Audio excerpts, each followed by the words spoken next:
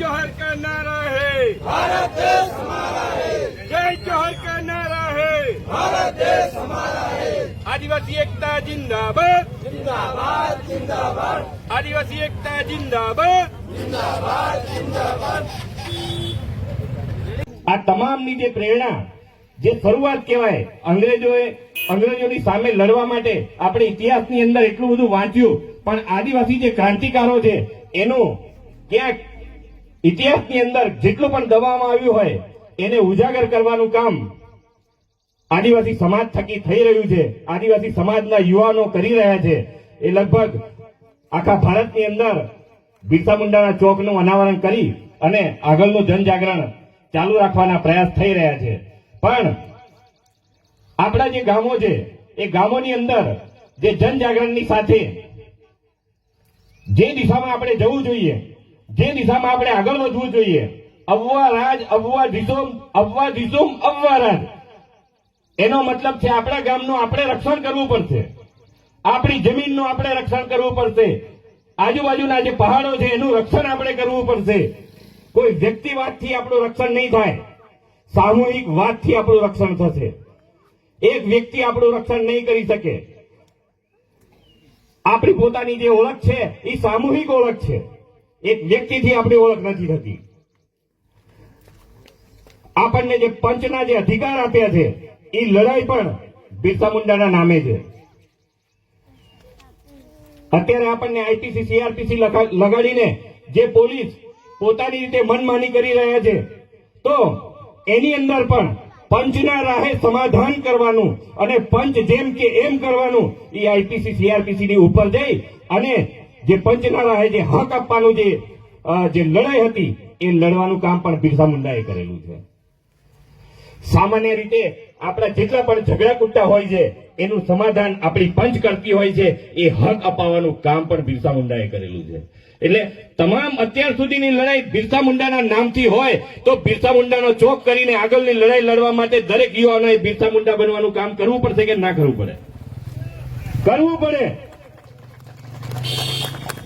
બિરસા મુંડાએ કીધું હતું કે રાજનીતિ ઉભી થાય એના પહેલા સામાજિક નીતિ ઉભી કરવી પડશે. એ સામાજિક નીતિ એ ભારતની અંદર આદિવાસી સમાજના જેટલા સમુદાયો છે એ તમામ સમુદાયોએ ભેગું થવું પડશે.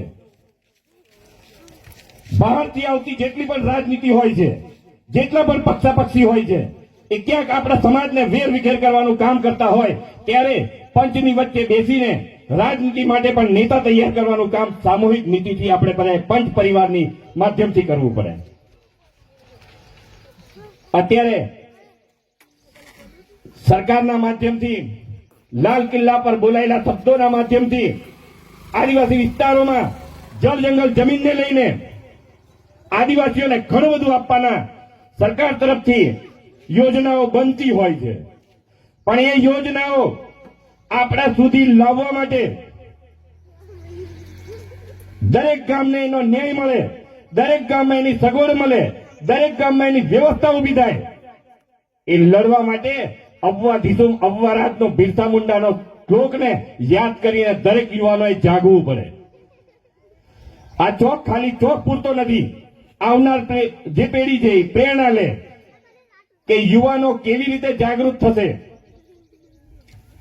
આપણો અંતરિયાળ ને ડુંગરાળ વિસ્તાર કહેવાય. અહીં આપણને કોઈ બહારનો વ્યક્તિ જગાડવા નહીં આવે, આપણે જાતે જાગવું પડશે. જાતે જાગી અને એક ગામની અંદર પંચ પરિવારની રચના કરવી પડે, જે પહેલા હતી.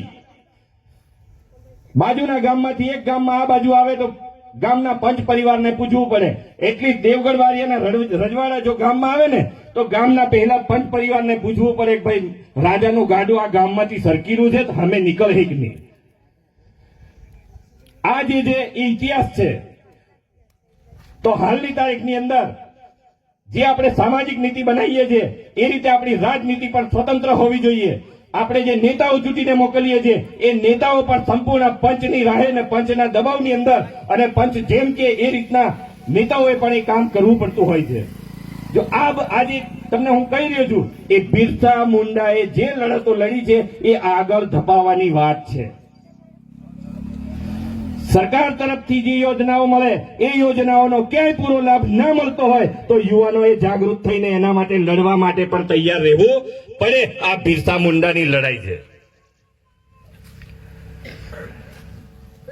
આપણા વિસ્તારમાંથી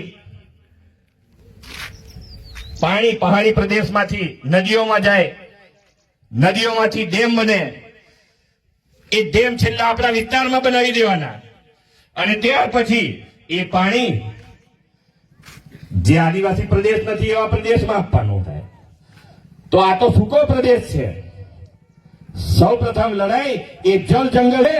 તો જલ પણ અમારું છે, તો જલ પણ દરેક ગામની અંદર મળવું જોઈએ. ફક્ત બોર રૂપે નહીં, નદીઓમાં કાયમ વહેતું પાણી નદીઓમાં આવે એ દિવસે બિરસા મુંડાની લડાઈ પૂરી થઈ ગણાય.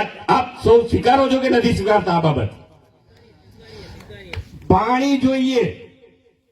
પિયત તો પાણી પીવાનું આપે. પાણી પીવા માટે કોઈ હજુ સુધી ભૂખ્યું મર્યું નથી, પણ અમારા ખેતર ભૂખ્યા મર્યા છે પાણી વગર. જલ જંગલ જમીન હમારા હે, તો જલ મળે એ લડાઈ આપણી હોવી. સવારે જોઉં તો હોય બેઠા હો છો, હોજે જોઉં તો હોય બેઠા હો છો. કોઈ નોકરી ધંધો કરો કે બેઠા જ છો? તું તારું કોમ કરને પંચાયત્યા 40 વીઘા જમીન વાવું છું.